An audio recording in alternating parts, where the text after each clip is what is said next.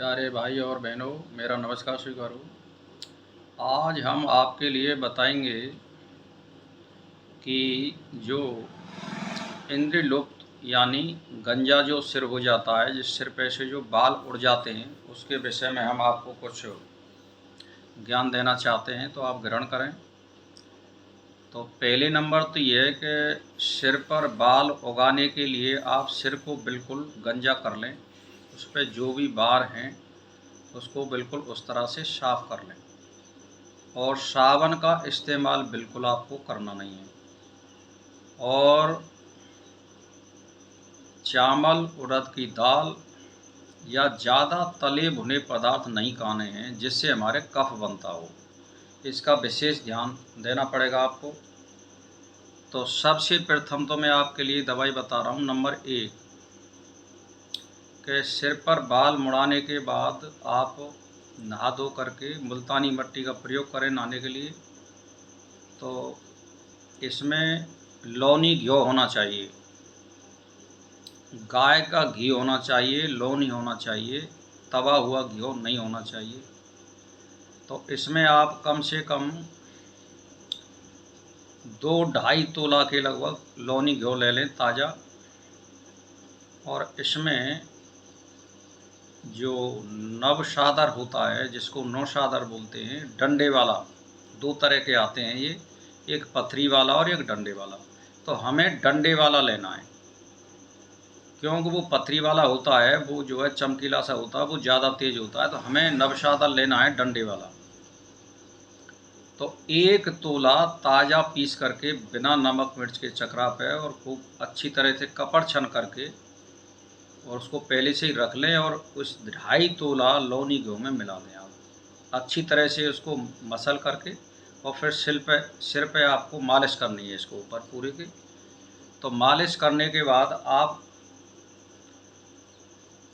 सिर को खुलाई छोड़ें, और इसके बाद स्नान वगैरह नहीं करें। अगर स्नान करना है तो कम से कम 6-7 घंटे बाद करें, और वो भी साबुन का प्रयोग नहीं करेंगे, आप बगैर साबुन के ही नहा सकते हो। तो एक दवाई तो ये है, और इसको आप लगातार 40 दिन आपको लगाना है। और डेली आपको, यानी चौथे दिन, 5वें दिन, चौथे दिन, 5वें दिन आपको बाल साफ़ करने पड़ेंगे, और ये दवाई का प्रयोग करना पड़ेगा। दूसरी जो दवाई है मैं आपके लिए लिखा रहा हूँ, हाथी दांत की काली भस्म। हाथी दांत होता है, उसकी भस्म, काली भस्म होनी चाहिए। और रसांजन, जिसको रसौत बोलते हैं आप, तो इसमें बराबर, यानी 2-2, 2.5-2.5 तोला दोनों को लेकर के, और इसको एकदम मिक्स कर लें दोनों दवाइयों को, और पानी में इसको घोल लें। यानी हाथी दांत की काली भस्म और रसौत यानी रसांजन, 2-2, 2.5-2.5 तोला दोनों लेकर के अच्छे जल में, शुद्ध जल में इसको घोल बना लें। तो ज़्यादा पतला भी नहीं बना में, ज़्यादा गाढ़ा भी नहीं बना में, और बालों की सफाई करके आप उसका लेप सा कर लें। इसको आपको मात्र 15 दिन ही करना है।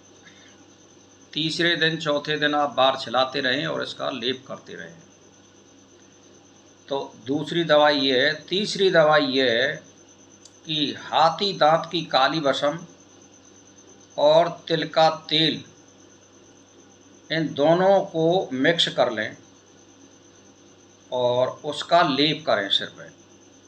यानी काले तिल का तेल और हाथी दांत की भस्म काली, तो इसको मिक्स कर लें। वही 2-2, 2.5-2.5 तोला, और सिर पे वही लेप करें या लगाएं। तो ये आपको तीसरी दवाई है गई है, इसको आप 15 दिन लगाएं। तो ये मैं ऐसे नहीं बता रहा हूँ, ये बहुत ही अर्जेंट दवाई हैं, ये कभी फेल होने वाली दवाई नहीं है, ये आप ध्यान दे लो। तो फिर आपको बता रहा हूँ मैं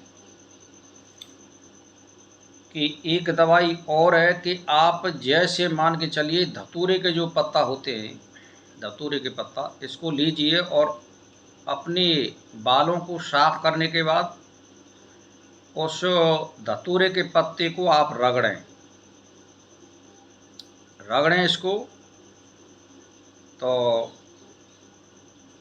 रगड़ने के बाद बरैती फल के रस में, बरैती एक फल होता है, और यानी गुंजा का चूर्ण करके, गुंजा कहते हैं रत्ती को, जो लाल लाल और काली काली होती है, एक सफ़ेद भी होती है, लेकिन लाल और कारी वारी को लेना, ये बहुत मिल जाती है जंगलों में भी, और नहीं तो पंसारी पे मिल जाती है। तो बरैती के फल के रस में गुंजा का चूर्ण पीस करके लेप करें। तो ये 15 दिनों तक लेप करें आप। तो ये कहने का मेरा मतलब ये है कि तीसरे चौथे दिन बाल साफ करते रहें और इस लेप को करते रहें आप। 15 दिन करना है, 15 दिन में आपके बाल बिल्कुल दुरुस्त और हो गए होंगे बाल। ये मैंने आपको चौथी लिखा दी है दवाई। अब आपको ध्यान देने की बात ये है कि जैसे मान के चलिए रसांजन का चूर्ण और हस्त दंत का मतलब हाथी दांत की मतलब भस्म, इन दोनों को बराबर लेकर के बकरी के दूध में मर्दन कर, यानी उसको पहले पूरा खरल में मर्दन कर लें और फिर सिर पर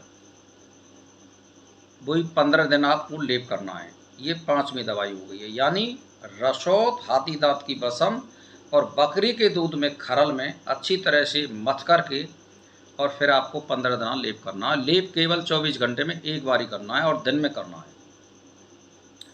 तो ये मैंने भाई आपके लिए, भाई और बहनों, दवाई लिखा दी हैं, बहुत ही बढ़िया हैं।